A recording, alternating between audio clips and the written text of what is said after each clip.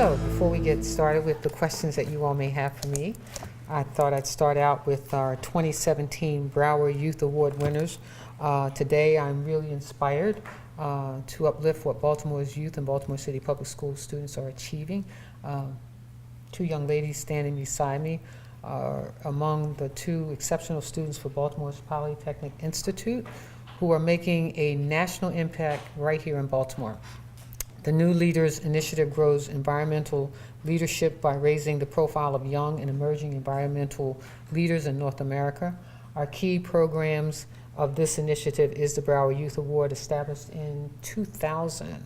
The Broward Award recognizes exceptional youth-led environmental advocacy, and only 6 young people are chosen each year to represent North America.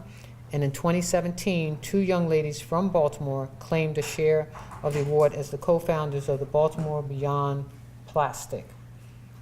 Now, we don't have to ask them how much the award is. We can do that right. Claire Weiner and Mercedes Thompson, students at Baltimore Polytech, their passion around a stronger, greener, and cleaner Baltimore allowed them to create this project. It is a sustainable youth environmental internship program, so I'm very excited and thank them for being so engaged, and thank the school for championing these young leaders in our community. So let me first present them with the great medals.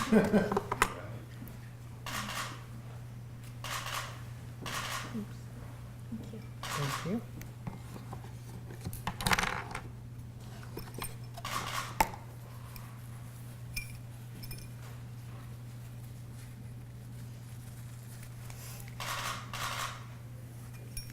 Thank you. And then Claire, I would like to present you with your certificate, and Mercedes Thompson. Claire's over here. It would be laid down wrong, right? Okay. Would you all like to share a few words? Yes. Okay, yeah, please thank do. you. So hi, my name is Claire Weiner. That's C-L-A-I-R-E, and then Weiner, W-A-Y-N-E-R. My name's Mercedes Thompson, M-E-R-C-E-D-E-S, Thompson, T-H-O-M-P-S-O-N.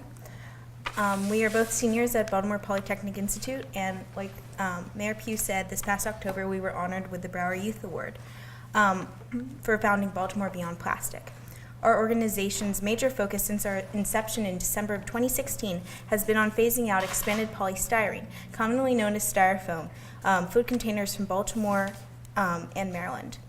I got into this work because of the public health concern that foam poses to Baltimore City Public School students. As students, we eat off of styrofoam trays every day in our public schools, yet we know that styrofoam poses a severe public health threat. We also see styrofoam pollution in our inner harbor, in our streams, in our rivers. So as students, we wanted to stand up for our city and our state's environment, for our Chesapeake Bay, and make a difference by phasing out styrofoam. So over the past year, we've worked with about over 500 youth from across the city, educating on styrofoam and other plastics. We've held school visits, a political rally, and a student lobby day in Annapolis. And we're proud of our continued effort to try to link students to local and state policy to make the environmental change that's necessary today. While the statewide ban didn't pass, we are currently working on phasing out styrofoam from Baltimore City in partnership with several council members and student teams. We are excited to continue to pursue progressive policies such as the styrofoam phase-out that will make our city, Baltimore, greener and cleaner for everyone, especially its youth. After graduation, as we're both seniors, we'll be attending college, and I hope to pursue a career in public health as a physician. And I hope to pursue a career in environmental policy and lobbying. Please be sure to follow us on social media and visit our website at bemorebeyondplastic.org to sign up for our mailing list. Thank you. Any questions? What kind of are you hoping to propose any legislation for the General Assembly this year on styrofoam? Yes, we are hoping to introduce a styrofoam phase-out this coming legislative session. And can you just talk about the main points of that legislation, like what the phase-out looks like?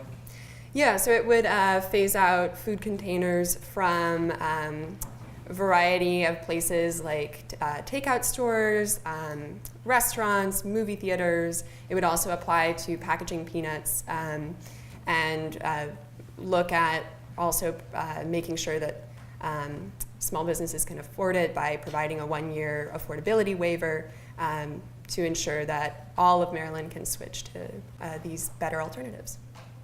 Have city schools said they'll give up styrofoam? We're working with the Director of Food and Nutrition to work that out, and we'll hopefully see that we're making the switch to compostable trays sometime in the upcoming months. Okay. Thank you all. Thank you. Thank you. Thank you. Don't forget your certificate. Thanks. Thank you. So, this morning, I just thought I would share with you all a little bit more about our announcement last week around our commitment to protect families in Baltimore by supporting efforts to provide representation for immigrants facing deportation proceedings. We have created a legal defense fund for them, and this effort is in part because of our work with Open Society. And so we're really grateful for the work that Open Society has done in Baltimore, and certainly our own immigration office with Catalina, who really took a lot of effort and focus on this particular issue, because we really want people to feel safe in Baltimore. So to share some information on this and how you can get more information, I want to thank the police department as well for understanding that we are a city that protects its citizens, and that we're not out trying to deport people in Baltimore City, and we're a very welcoming city. Catalina, would you like to share a few words? Go. Oh, we'll start with Diana. Thank you. Thank you, Diana. Well, thank you, Mayor. Good morning. I'm Diana Morris, the director of the Open Society Institute here in Baltimore. I want to thank Mayor Pugh so much for her commitment both to public safety and to the due process of every single resident in Baltimore. Also, I would join the mayor in thanking Catalina Rodriguez-Lima, who is the director of the mayor's office on immigrants and multicultural affairs. Her commitment and advocacy has been tremendous, and she's been a wonderful, committed partner to the Safe Cities Baltimore effort. The colleagues that we have at Open Society Foundations worldwide have a very strong commitment to protecting immigrants whose due process rights are threatened by stepped up ICE enforcement in the United States and by other forces worldwide.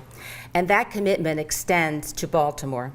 So when Catalina approached us, she's a member of our leadership council, and at one of those meetings she suggested that we really could work together to help Baltimore immigrants who are threatened by, at that time, recent presidential executive orders. We were really thrilled to have the opportunity to work together. And with Catalina, our deputy director, Tracy Brown, devised a strategy, and then we went out and approached the philanthropic community and the general public to raise funds for Safe City Baltimore. The response has been absolutely tremendous. In addition to funds provided by the Open Society and by Baltimore City, and that investment, by the way, is matched by the Vera Institute of Justice, we're thankful to the Annie E. Casey Foundation, the Baltimore Community Foundation, the Bertha Foundation, the Aaron and Lily Strauss Foundation, Lockhart Vaughn Foundation, the Allison and Arnie Richmond Fund, and the Hofberger Fund, who's represented here today by Doug Hofberger, its president, and other foundations as well. And we're particularly thrilled that in response to our appeal on social media, more than 60 individuals came forward and contributed to this fund. This has truly been a citywide effort. OSI Baltimore and the city will disperse funds to nonprofit organizations that have the expertise to use these funds very effectively. The city's contribution and the match from the Vera Institute will go to the Capital Area Immigrant Rights Coalition, known as CARE. And the Open Society will make grants to 3 organizations, the Catholic Charities Esperanza Center, the Pro Bono Resource Center of Maryland, and the University of Maryland Carey School of Law Immigration Clinic. We hope that this Safe City Baltimore will be a model for cities throughout the country. And it's an example, we think, of how public officials, the philanthropic community, and individuals can work together on difficult, questions and difficult problems, but work together to protect and defend our immigrant neighbors when they're threatened. We think this represents the very best kind of public-private partnership. Thank you. Thank you. Good morning, everyone. My name is Catalina Rodriguez Lima. I'm the director of the Mayor's Office of Immigrant and Multicultural Affairs. I want to thank you, Madam Mayor, for your leadership and commitment to immigrant communities. Thanks, Diana, OSI, all of the funders. This would have not been possible without the support of many dedicated individuals. I want to especially thank Tracy Brown and Evan, who have been working with me on this effort over the last few months. As Mayor Pugh mentioned, early this year, our office partnered with Open Society Institute to launch the Safe City Baltimore Fund in response to the increase of arrests by Immigration Customs Enforcement. It is really my pleasure to be here today to announce the implementation of this initiative. With the funds raised through the Safe City Baltimore Fund, our residents will be able to access services through a number of established local nonprofit organizations providing immigration legal services. As Diana mentioned, the grantees include Catholic Charities Esperanza Center, which will provide legal consultations about immigrants' rights, legal representation to access available immigration remedies, and family safety planning. The Pro Bono Resource Center of Maryland will provide consultations and referral services at the Baltimore Immigration Court and recruit, train, and coordinate pro bono attorneys. The University of Maryland Carey School of Law Immigration Clinic will provide representation in immigration bond hearings and develop a statewide immigrant legal defense fund. And finally, the Capital Area Immigrants' Right Care Coalition will provide legal representation to immigrants facing deportation hearings, and they're all here with us. Combined, the Safe City Baltimore initiative will assist approximately 900 people at various stages in their immigration process.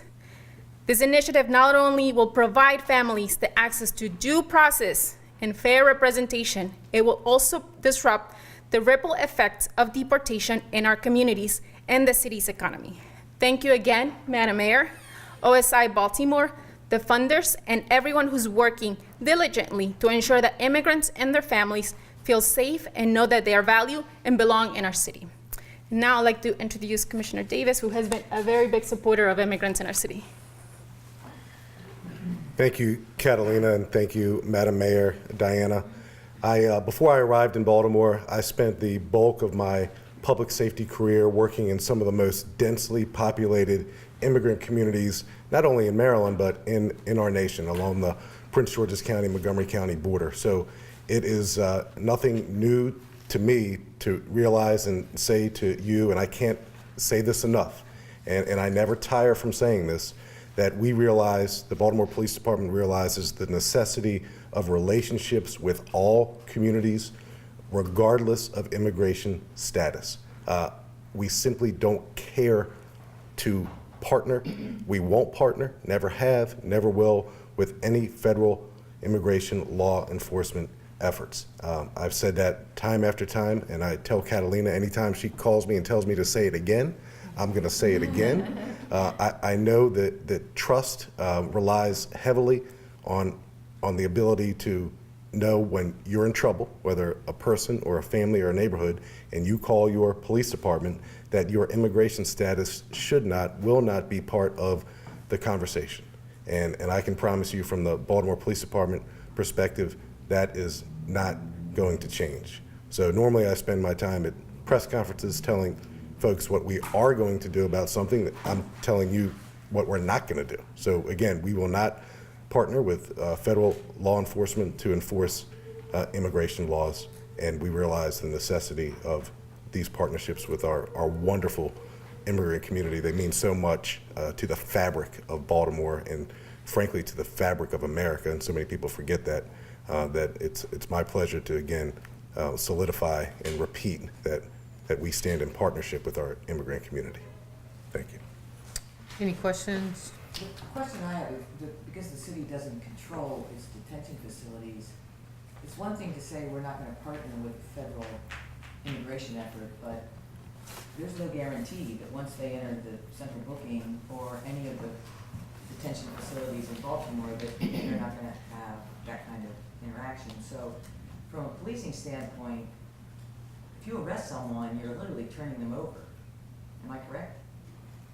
Well, Jane, I think I fundamentally understand your question / comment. So we don't control central booking. The state controls that. I think any questions about what the state does with folks who are in their custody is best directed to the state.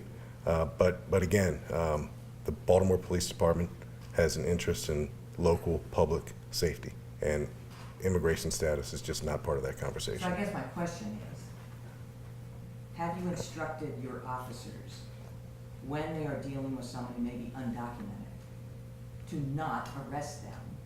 Because once they're arrested, they are Yeah. going to go into the state facility. So Jane, you're assuming that police officers know the immigration status of the people that they're interacting with, and they do not.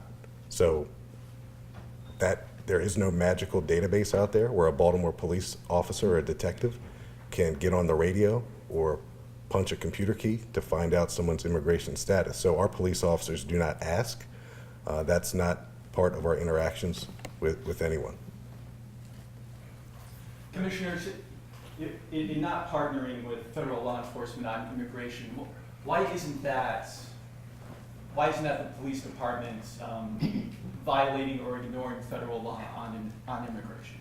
So the Baltimore Police Department enforces state and local laws, and the federal law enforcement agencies enforce federal laws. Two different things. So cities and counties are not required to enforce immigration laws.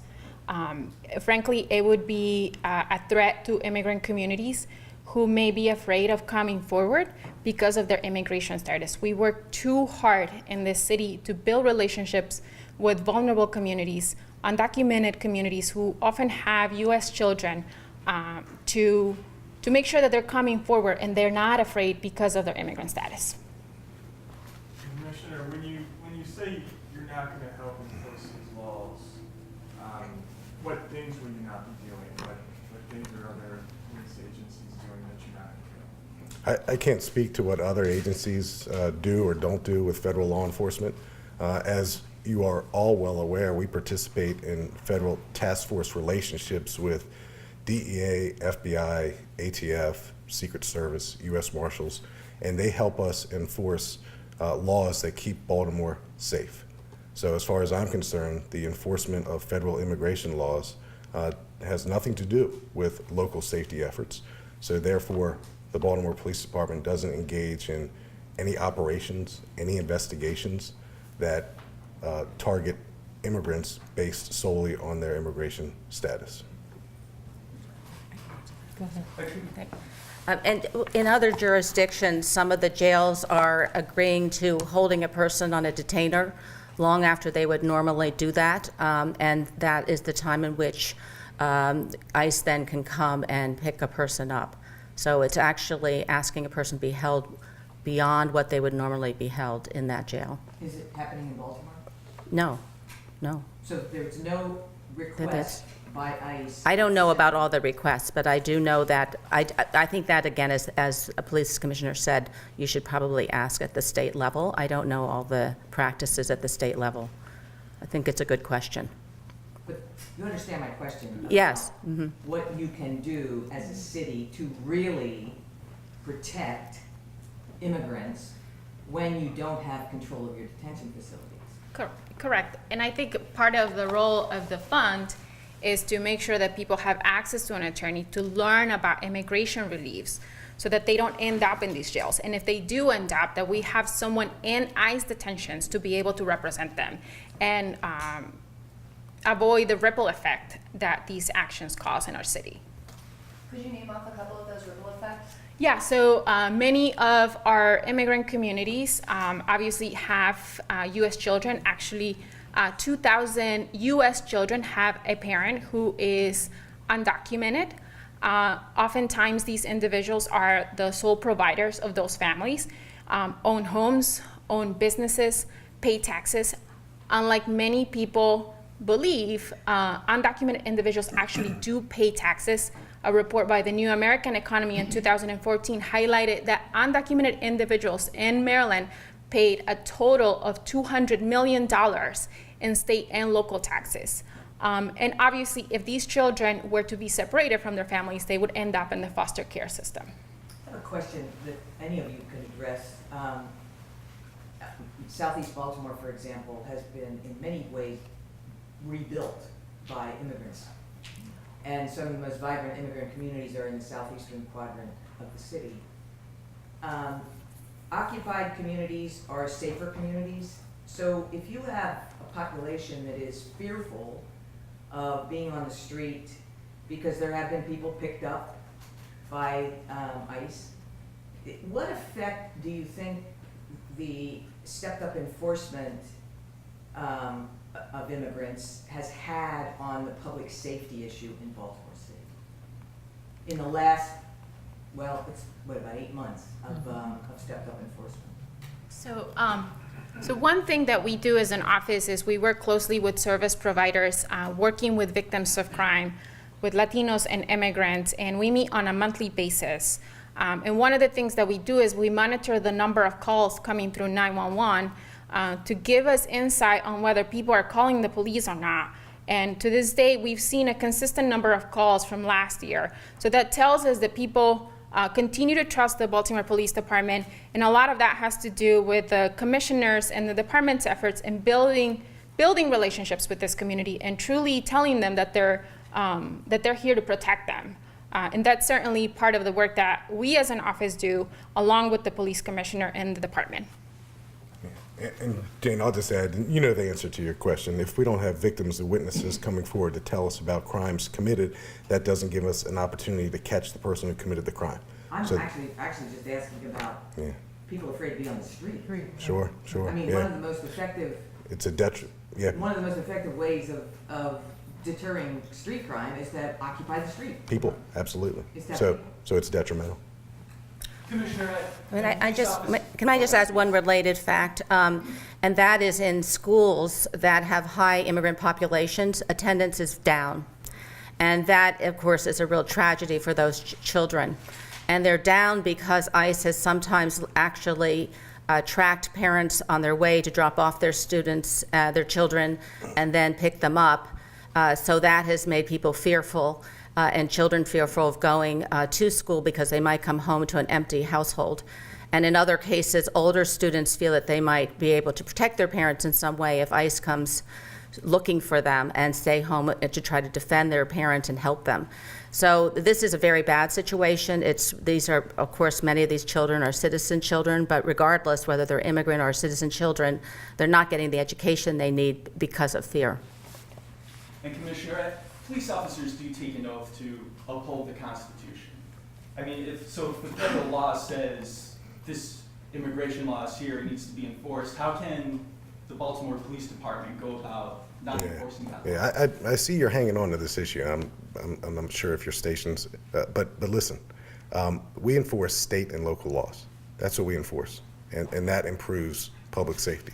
So federal law enforcement enforces federal laws, to include immigration laws.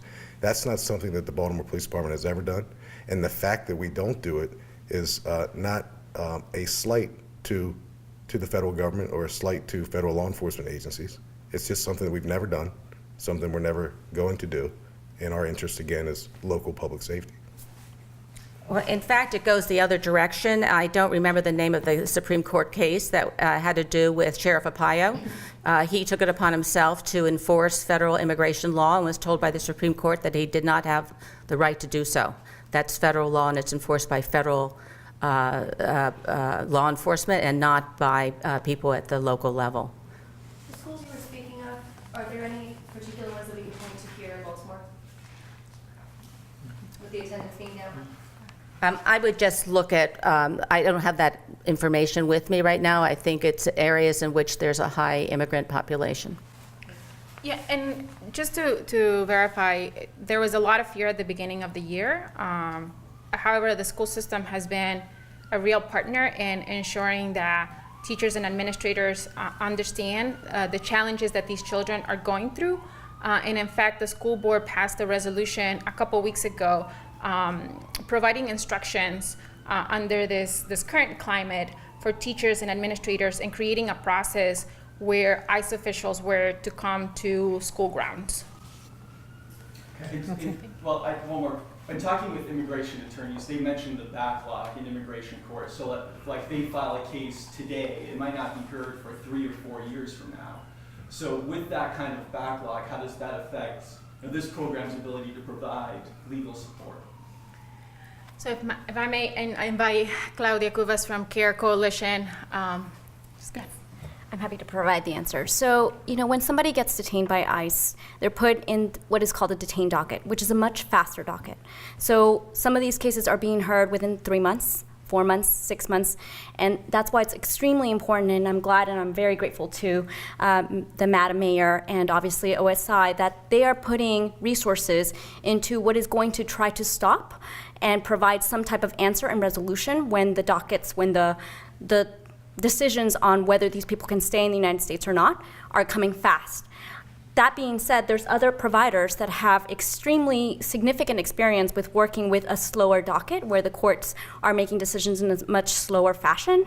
But even then, we've seen, as I know many of the providers with me here have seen, increased expedition of the dockets, even slow cases of people who are not detained or putting them before the detained cases, so that cases are moving forward and children perhaps can't apply for the relief that they're eligible for because they're going to be scheduled for a trial within three months or perhaps 6 months. So that's the reason why it's extremely imperative to have these legal service providers be able, with their expertise, who know how to move cases along or who know how to be there when the cases are moving fast and provide an answer and provide a solution. And can we have your name? I'm sorry. Yes. Claudia Cubas, Senior Program Director from the Capital Area Immigrant Rights Coalition, otherwise known as CARE Coalition. And can you spell your last name, please? Yes. Cubas, C-U-B-A-S. Thank you. All right. Thank you. Any questions for me? Madam Mayor, I wanted to ask you about the Montgomery Mall Target. Yes. What was your reaction when you heard the news that it was going to be closing? Well, I got a call from one of the government relations people, and I asked them what was the reason. They said they were closing 12 stores around the country. I asked them why did they select Baltimore, and after our little brief conversation, I said I need to have a conversation with the president. So I've gotten a hold of the phone number to the president. I left him a message on yesterday. I've also emailed him a letter, also delivered a letter to him, waiting for a response. I've invited myself to Minnesota to have a conversation around the closing of the Target. I understand what's happening in the retail market, as you well know. Neiman Marcus last call, and Anne Arundel Mills is closing. Sears is closing in Baltimore County. JCPenney is already closing. I mean, retail has to rethink its footprint, but at the same time, in an area of the city where we see growth and we see community development taking place and an area that is in deep need of retail services, I think it's worth the phone call. It's also worth the conversation. So I'm waiting for feedback in reference to that. We've had different, we know exactly, well, we know pretty much how much that store is doing there. It's about a $28 million store. I mean, people don't walk away from that kind of revenue. So we're having conversations. Growth Properties, who is the manager of the mall, has offered to assist us in any way that we possibly can to continue to hold Target there. The city made a great investment in that entire mall in terms of TIFs, and so we're still having conversations. So by doing that, by sending the letter, making the phone calls, you're hopeful that you might be able to convince them to stay? Absolutely, to stay. Minnesota's cold, but I don't mind taking a trip there. So, Madam Mayor, based on the data you've seen about their sales, about their revenue, how profitable a store is that Target? I don't know how that compares to their other Target stores. I really don't. I know, in fact, I have someone getting me that information as well. They are closing 12 stores around the nation. I mean, they do have a smaller footprint Target store, but we're really interested in filling that space with something that meets the needs of the community. Community really enjoys shopping at Target. People come from all over the city to that particular location. I've met some of my friends coming in from as far as, that's not far. I was thinking about Hamden. I was thinking about some of the folks who come up from downtown who go over to the Target. It's one of those Targets that you can see almost anybody and everybody there. And so I think it's certainly worth fighting for, and we'll be doing that. When it comes to the numbers for profitability, it sounds like there's been a lot of larcenies there as well. Do you think that might be part of the problem? Well, I've heard those. I've not had that conversation with Target, the president, but I can tell you that Growth Properties considers this to be a valuable tool, a valuable store in our communities, and we are, the city, willing to do whatever we can, and so is Growth Properties to minimize loss there. Do you know if that's worked before, where a mayor or someone is? I don't know. You know, I've heard of best practices around the country. I'm just doing what I think is best for Baltimore. I mean, are you hoping to get any sort of meeting with The Target's president, the CEO? president, CEO. I want to meet with the CEO. So blast that out there, okay? Thank you, Jenny. Madam Mayor, can you comment on the shooting at the Royal Farm store on Key Highway? I just want to be real clear about the urgency of violence reduction in the city, and especially to those who don't think that, you know, especially columnists and folks who don't think that we take this very seriously. Every time someone is shot in the city, every time someone dies in the city, every time a fire breaks out in the city, my cell phone rings.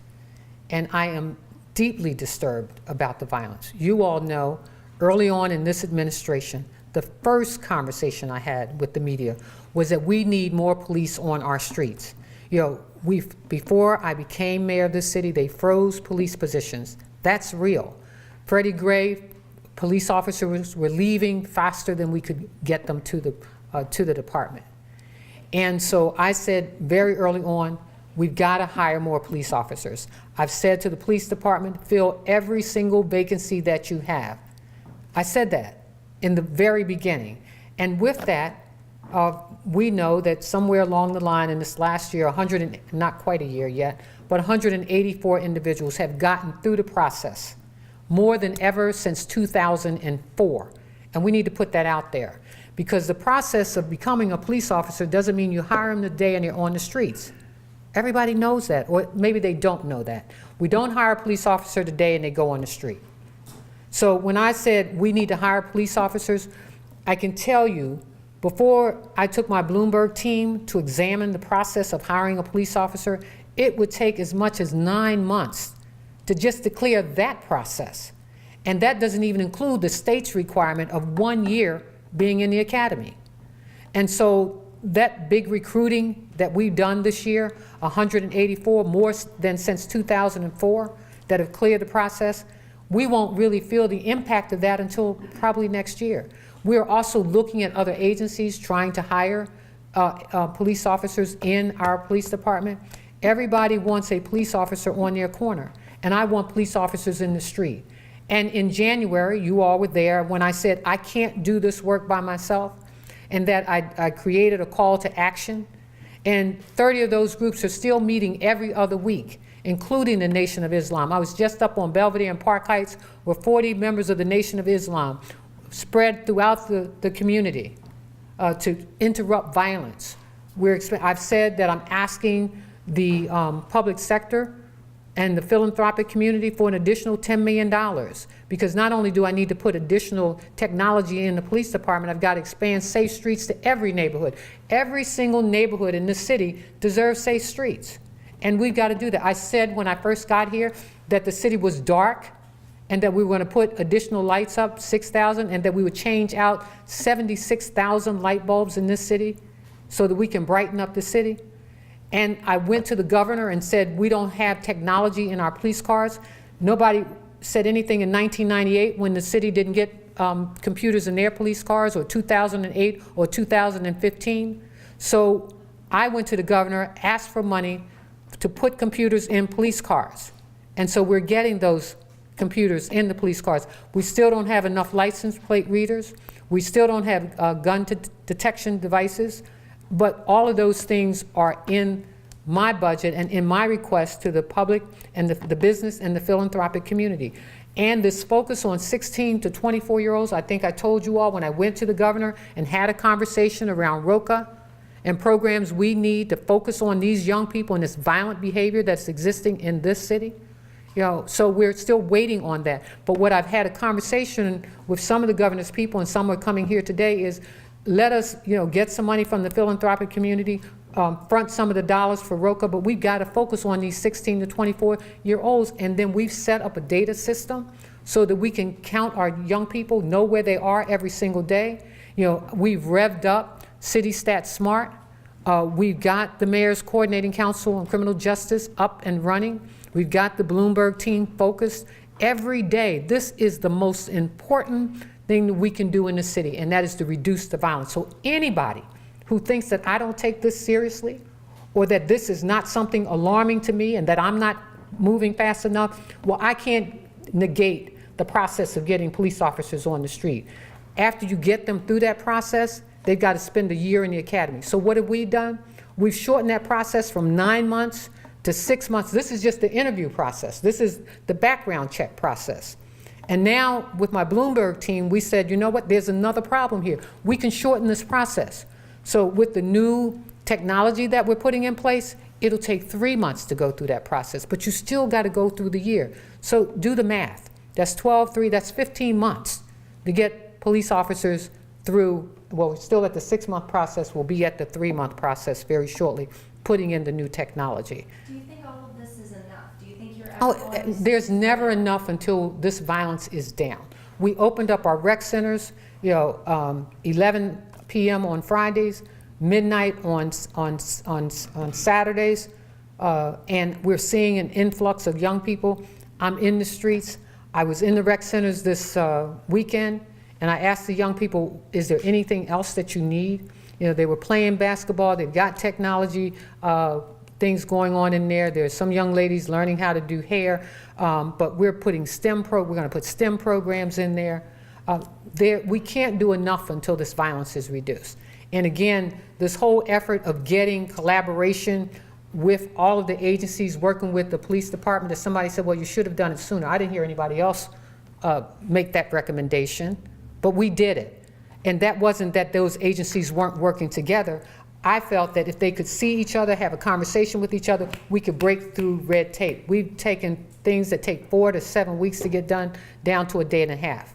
But every agency, and I've said this to the commissioner, you know, it's not just about the transformation zones, it's about the entire city. But Canton's not in the transformation zone. Federal Hill's not in the transformation zone, and neither is Morgan State University or Johns Hopkins University, but they too want safe streets.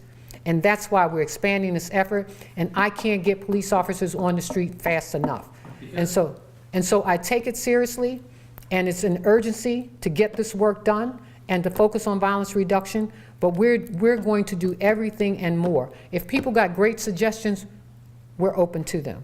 And every other week with the 30 different groups that sit here, they're also analyzing what's happening in the streets, and they're contributing as well. Because it takes so long to get the officers on the streets, is there a stopgap that we should be looking at, like, and I don't know if it's the guard or whatever, but is there something else that you can But we do? are. That's what I was talking about. We've got 30 different groups that meet here every other week, whether it's the Guardian Angels, the Nation of Islam, auxiliary groups, we're all meeting. We just met with the folks up in the Upper Park Heights area, so we're working with everyone. And, you know, and that's why I'm saying some of this is about money, but it is not about money in terms of what we can front and what we can do. Parole and probation officers in every district, you know, wasn't here. We were down to two in the police districts. Now we got them in every police district in the city. I think he mentioned the guard, am I correct? Yeah, The but are National those people Guard? taking the Oh, place yeah. of what an officer would be doing is my point. Well, we're working with, something else like that? yeah, we're working with all of those police forces. You know, we've got the sheriff departments involved. We've got federal partners that are working with us as well. You know, so we're working with everyone, state police, everybody's working with us, because the governor has now created a violence reduction team for the entire state, because, you know, we got a problem. Baltimore has a problem. Baltimore County has a problem. The 2 murders that occurred the other day, Harford County, everybody, violence is a problem throughout this nation. Illegal guns on our streets is a problem, and the watering down of the bill didn't help us, but we will continue this fight, and we will continue until we win it. Do you think part of the problem is legislation that people are going out coming in and going out, coming in and going out? Well, you know, we, as you well know, we put forth legislation that we think is important. When you look at, and if anybody read the editorial piece, the opinion piece by the former New York Police Department person who talked about, are we doing these things? And the one thing that was notable to me that he talked about is that you got to be bold about the legislation. That is the one thing that we did not get done at the level that it should be done in this city. Everything else on that list that he talked about are all things that we're doing. And so, you know, I know everybody is feeling the pain of what we're going through. I feel the pain 24 hours a day. And I tell people if I sleep 20 hours, maybe, if I sleep 4 hours, maybe, you know, but I'm working 24 hours a day for the most part because I will not rest until we reduce violence in this city. It is my #1 priority. And anybody who thinks otherwise is not watching what we're doing, nor are they, you know, trying to help us move the ball forward, because that's what I'm focused on. May we ask Commissioner Davis about this case that was just asked about? Yes. There's been some video out there now. Yeah. And we also have someone, I believe, yeah. Is there anything new in that, as a result of the asking for people to identify who's in the video? The video is pretty clear, clearer than some. Yes, It's much clearer it's than some. outstanding. And thanks to that video technology and thanks to numerous tips that we've received in the last 24 hours, Chief T.J. Smith will have a significant announcement later today about progress in that case. Can't tell us right now? An arrest. An arrest. Go ahead and break it, Jane. Go ahead and break Go ahead, break it, Jane. There's warrant. arrest. An arrest warrant for one of the two. And again, you think about technology, the body cameras on our police officers and the new lights, and what we're looking at, we've got more investment coming in terms of the technology that will be in the lights so that we can, you know, cover more neighborhoods and so that people can feel safer in their communities. I think we've put up about 6,000 new lights thus far, and I don't know, I think we've changed out about 30,000 of the bulbs. We still got about 36,000 more to change out so that we can brighten up these streets in our neighborhoods. Thank you, everybody.